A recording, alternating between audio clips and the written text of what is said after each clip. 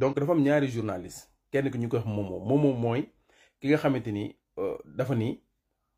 moom moo waxoon ne gis na vidéo Adji Sarr ak Ousmane Sonko vous vous rappelez Momo te après mu daw dem seen dëkk ndax xamoon nañ doon kàcc li mu doon wax dara amu ci. beneen journal bi nekk Ndeye Fatou Ndiaye seen TV dama koy défier fii dafa am beneen scandale boo xamante ni Azer la mu ne Azer dafa am scandale bu am boo xamante ni moo gën a graaw bu Onage bi sama gars yi mu wax ko seen TV émission bi di daw mu ni dafa am benn entreprise sénégalaise boo xamante ni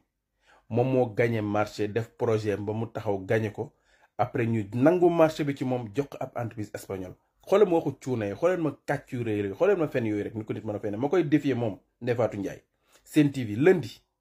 nañu wax entreprise sénégalaise bi ban la moom Ndeye Fatou na génnee contrat bi sénégalais xam ko am na page Facebook am na ay page na ko génnee sénégalais gis contrat bi waxul dëgg man maa ko wax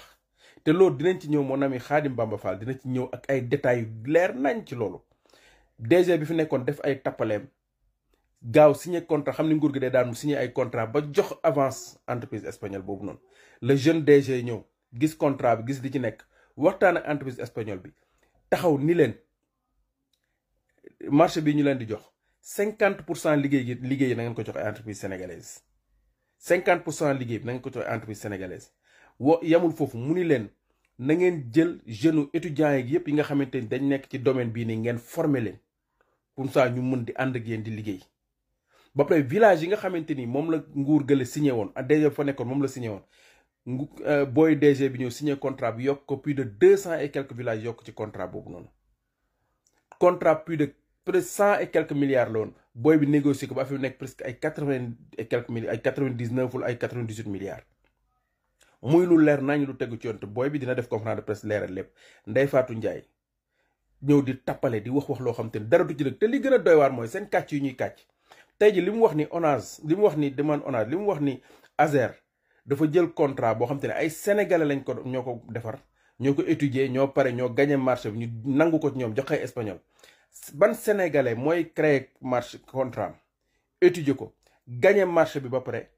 ñu jël ko jox ko espagnol te duñ def conférence de presse wax ko ban sénégalais rek mooy gagné marché ñu gagné ko signé ko projet am lépp mu pare ñu nangu ko ci moom jox ko beneen entreprise su tubaab sénégalais ba toog jàpp njàmbaram ban sénégalais mooy def loolu loolu rek ma la woon du dëgg man suñu ma ko defoon tey ji ma takk rajo yi ñëpp xam ko ma def conférence de presse expliquer affaire yi naka la demee mais kàcc kese ci lañ nekk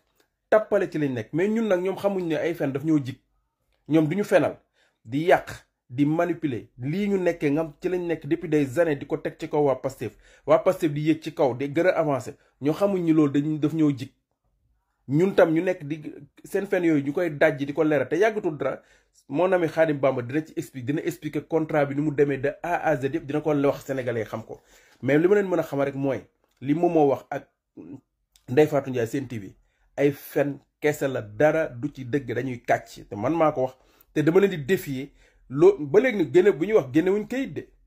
duñu wax turu entreprise sénégalaise bi de dañuy wax rek di tappale naan benn entreprise sénégalaise bu gagné marché étudier ko taxaw lépp ba lépp la ñu nangu ko jox ko espagnol loolu mooy lan ñu nangu ko jox ko ay espagnol loolu mooy waxu lan loolu mooy ban wax man damaa yaakaar ni ñii dañoo feebar